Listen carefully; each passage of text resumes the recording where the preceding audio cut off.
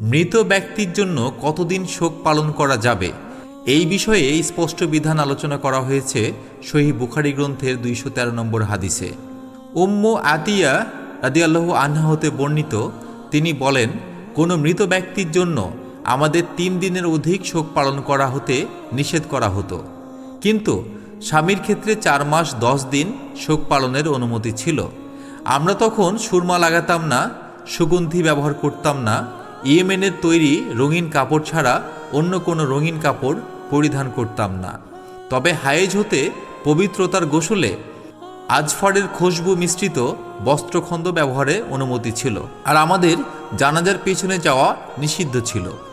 এই বর্ণনা হিসাব ইবনু হাসসা রহমতুল্লাহ আলাইহে হাফসা রাদিয়াল্লাহু আনহা হতে, তিনি উম্মে আতিয়াহ রাদিয়াল্লাহু আনহা হতে এবং তিনি নবী সাল্লাল্লাহু আলাইহি সাল্লাম হতে বিবৃত করেছেন। আল্লাহ আমাদেরকে শরিয়ার বিধান বুঝে চলা তৌফিক দিন, আবেগে সীমালঙ্ঘন থেকে রক্ষা করুন এবং আমাদের জীবনকে তার সন্তুষ্টির পথে পরিচালনা করুন। আমিন। জাযাকাল্লাহু খাইরান।